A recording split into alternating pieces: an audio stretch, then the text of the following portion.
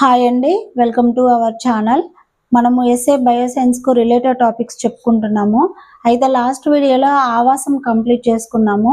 ఈ వీడియోలో వచ్చేసి దారాల నుంచి దుస్తుల దాకా చూద్దాము. అయితే మనకు డిఎస్సిలోకి ఇంపార్టెంట్ బిట్స్ ఏమైతే ఉన్నాయో అవన్నీ నేను షార్ట్ నోట్స్ ప్రిపేర్ చేశాను. చూడండి, ఇందులో ఇంపార్టెంట్ పాయింట్ అనుకున్నది నేను హైలైటర్ తోటి హైలైట్ చేశాను. ఈ విధంగా హైలైట్ చేశాను. సో ఇవన్నీ ఈజీగా మనకు నోట్స్ రివిజన్ చేసుకునే విధంగా షార్ట్ నోట్స్ ప్రిపేర్ చేశాను. పదే పదే టెక్స్ట్ బుక్ చూడకుండా ఒక నోట్స్ అనేది ప్రిపేర్ చేశాను. ఇప్పుడు మనకు టైం ఉన్నది కాబట్టి, నోటిఫికేషన్ లేదు, ఇప్పుడు టైం ఉన్నది కాబట్టి నోట్స్ ప్రిపేర్ చేసుకుంటే నోటిఫికేషన్ వచ్చినప్పుడు రివిజన్ చేసుకోవడానికి ఈజీగా ఉంటుంది. ఈ విధంగా నేను నోట్స్ ప్రిపేర్ చేశాను. అయితే నోట్స్లో చూద్దాము. మనం వీడియోలోకి వెళ్ళే ముందు ప్లీజ్ లైక్ చేసి సబ్స్క్రైబ్ చేయండి. దీనివల్ల మనలాగా చదవాలి అనుకున్న వాళ్ళు మోటివేషన్ కావాలి, నాతో పాటు కలిసి చదవాలి అని ఎవరైనా కలిసి చదివితే బాగుంటుంది అనుకున్న వాళ్ళకు ఈ వీడియో వెళ్తే వాళ్ళు కూడా మనలో ఒక ఫ్యామిలీ మెంబర్ అయిపోతారు. కాబట్టి లైక్ చేసి సబ్స్క్రైబ్ చేయండి. ఇంకా వీడియోలోకి వెళ్ళిపోదాము. దారాల నుంచి దుస్తుల దాకా. సో కర్బన దారాలు అనేటివి పలుచని బలమైన స్ఫటికాకార తంతువులతో తయారవుతాయి. అయితే ఈ వస్త్రాలు వచ్చేసి దృఢంగా తేలికపాటిగా ఉంటాయి. వీటిని సైనికుల ఆర్మీలో, సివిల్ ఇంజనీర్స్, ఏరోస్పేస్లలో ఎక్కువగా వాడతారు. కాలికో గుడ్డ, ఇది వచ్చేసి పుస్తకాల బైండింగ్లో ఉపయోగిస్తారు. దీనిని వచ్చేసి నూలు వస్త్రంతో తయారు చేస్తారు. సాలెపురుగు నుండి పట్టు తీయడానికి శాస్త్రవేత్తలు కృషి చేస్తున్నారు. పట్టు పురుగు నుండి పట్టు ఏ విధంగా తీస్తున్నారో సాలెపురుగు నుండి కూడా పట్టు తీయడానికి మన శాస్త్రవేత్తలు అనేది ప్రయత్నిస్తున్నారు. సహజ దారాలు 3 రకాలుగా ఉంటాయి. అవి నూలు, పట్టు, ఉన్ని. సో ఇవి చూద్దాం ఏ విధంగా ఉన్నాయో. నూలు బట్ట వచ్చేసి మందంగా, ముతకగా, బరువుగా ఉంటుంది. పట్టు బట్ట వచ్చేసి నునుపుగా ఉంటుంది. ఉన్ని బట్ట వచ్చేసి బరువుగా, గరుకుగా ఉంటుంది.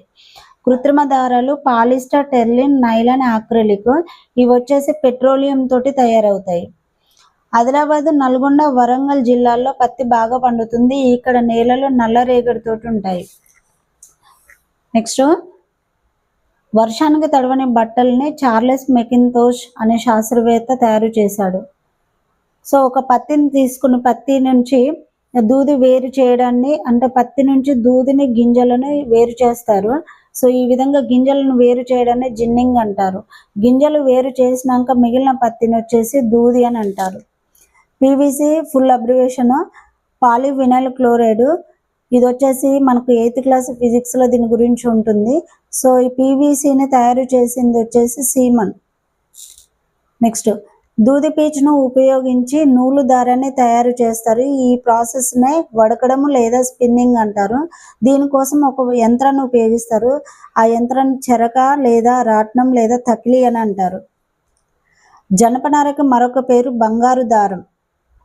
సో ఇది వచ్చేసి చాలా గట్టిగా, గరుకుగా ఉంటుంది. దీనితోటి గోనె సంచులు తయారు చేస్తారు. అయితే ఈ జనపనార ఏ విధంగా తీస్తారంటే, జనప మొక్కలను, వాటి కాండాలను నీటిలో వారం నుంచి 10 రోజుల వరకు నానబెట్టి, నానిన తర్వాత వాటి నుంచి దారాలను సపరేట్ చేసి దారాలను అల్లుతారు. సో సూక్ష్మ దారం, దీన్ని మైక్రోఫైబర్ అని అంటారు. దీనిని 1970లో మియోషి ఒకమోటో అనే శాస్త్రవేత్త తయారు చేశాడు. గోంగూర, చాగమట్ట, దీనిని కిత్తనార అంటారు. వీటితోటి తాళ్ళను తయారు చేస్తారు. అదేవిధంగా జనుము కొర్రలతోటి, పత్తి, గోంగూర, వెదురు దారాలతోటి బట్టలను కూడా తయారు చేస్తారు. సో మగ్గాలలో అడ్డు వరుసలు, నిలువు వరుసలు ఉంటాయి. అంటే ఈ విధంగా ఇవి నిలువు వరుసలు, ఈ విధంగా అడ్డు వరుసలతోటి అల్లుతారు. ఈ విధంగా అడ్డు వరుసల్ని పేక అని అంటారు, నిలువు వరుసల్ని పడుగు అని అంటారు. పెట్రోలియం నుండి పాలిస్టర్ దారాలు తయారు చేస్తారు. వరంగల్లో తివాచీలు చాలా నాణ్యమైనవి. తివాచీలు అని అంటే ఇవి మందంగా ఉంటాయి. ఫర్ ఎగ్జాంపుల్ మన డోర్ ముందు డోర్ మ్యాట్గా ఉపయోగించే వాటిని తివాచీలు అని అంటారు. ఇవి చాలా మందంగా ఉంటాయి. సో మన రాష్ట్రంలో చేనేత పరిశ్రమలు గద్వాల్, సిరిసిల్ల, వెంకటగిరి, కొత్తకోట, నారాయణపేట, పోచంపల్లి. నెక్స్ట్ ఒక పత్తికాయ నుండి 500 మీటర్ల దారంను తీయొచ్చు. 500 మీటర్ల దారంను తీయవచ్చు. కర్రగుజ్జుకు రసాయనాలను కలిపి రేయన్ దారాలను తయారు చేస్తారు. ఇక్కడ చూడండి, కర్రగుజ్జు అనేది సహజంగా ఉన్నది. రసాయనాలను ఈ సహజంగా వచ్చిన కర్రగుజ్జుకు రసాయనాలను కలిపి రేయన్ తయారు చేస్తారు. ఇది వచ్చేసి ఇది రసాయనమా లేదంటే సహజ దారమా అనేది మీరు కామెంట్ బాక్స్లో కామెంట్ చేయండి. సో ఏపీలో ఉన్న వైజాగ్, విజయనగరం, శ్రీకాకుళంలో జనపనార అధికంగా పండిస్తారు. జనపనార అధికంగా పండించే ప్రాంతాలు వైజాగ్, విజయనగరం, శ్రీకాకుళం. ఓకేనండి. నెక్స్ట్ వీడియోలో మొక్కలు వాటి భాగాలు వాటి విధుల గురించి చూద్దాము. ప్లీజ్ లైక్ చేసి సబ్స్క్రైబ్ చేయండి.